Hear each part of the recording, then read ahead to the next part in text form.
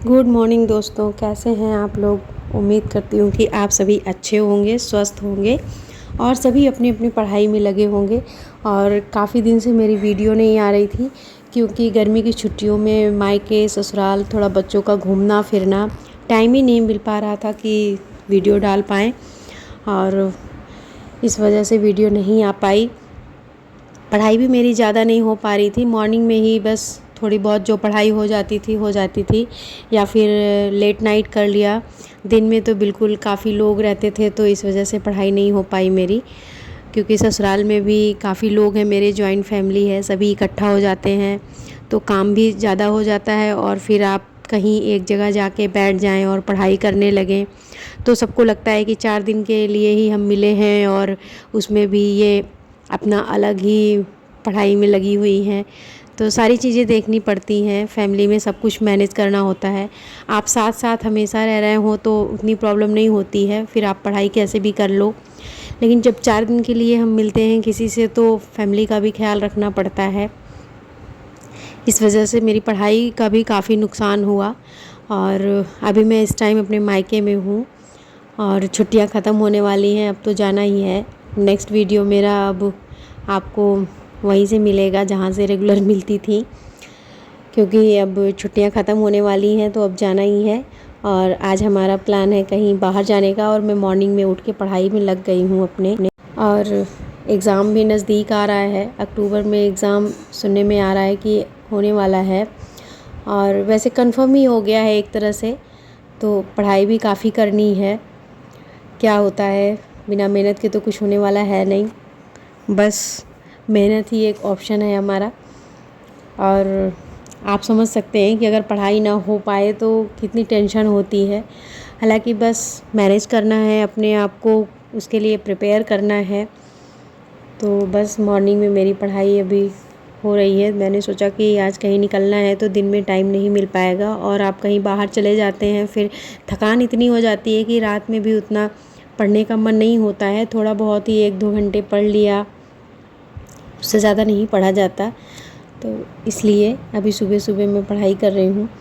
मैंने पॉलिटी अपनी शुरू की है यहाँ आके, तो उसके कुछ नोट्स जो हैं मैंने बनाने शुरू कर दिए हैं। और कुछ तो मैं बुक्स से पढ़ लेती हूँ और पॉलिटी की जो लक्ष्मीकांत की बुक है बस उसे पढ़ती हूँ। और उसके साथ साथ कुछ अनअकैडमी पे मैं वीडियोस भी अच्छे हैं, मधुकर सर बहुत अच्छा पढ़ाते हैं पॉलिटी, मैं तो फ़िलहाल उन्हीं से पढ़ती हूँ।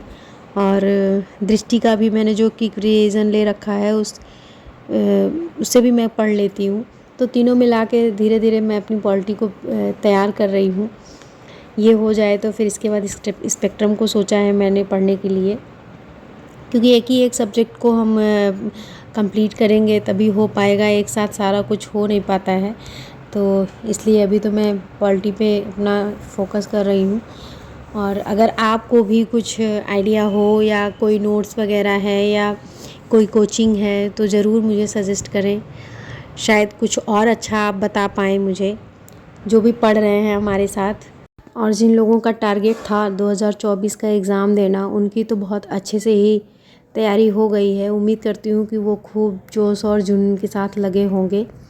और क्योंकि लास्ट टाइम चल रहा है तो सभी खूब मेहनत कर रहे होंगे। इस बार टाइम भी काफ़ी मिल गया है एक्स्ट्रा सबको, बहुत अच्छा करने के लिए मौका है सबके पास, क्योंकि पेपर तो कब के हो जाने थे लेकिन इतना टल गया तो एक्स्ट्रा टाइम मिल गया है सभी को।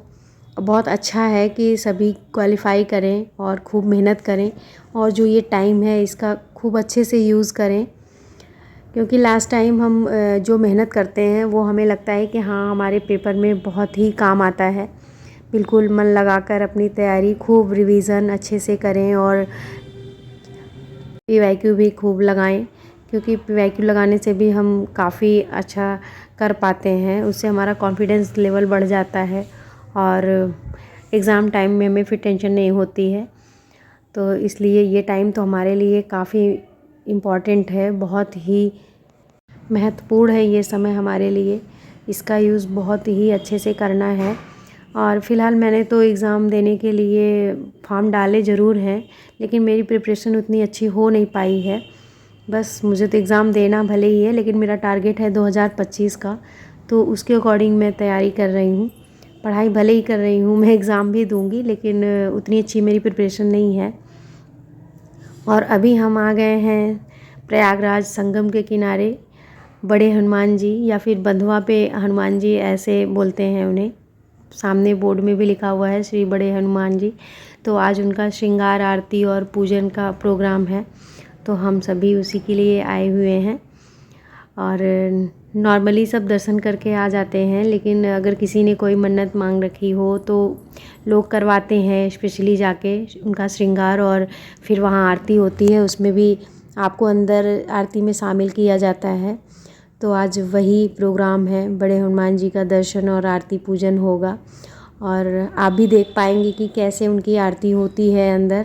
जो गए होंगे उन्हें तो पता ही है, जो दूर के लोग होंगे उन्हें भी मौका मिलेगा इस आरती में शामिल होने का। तो ये मंदिर का प्रांगण है और ये है मेन मंदिर। बजरंगबली का श्रृंगार हो चुका है और आरती हो रही है। थोड़ी सी वीडियो बना ली है, वैसे बनाने नहीं देते हैं, हम लोगों ने पूछकर थोड़ी सी वीडियो ले ली है आरती की।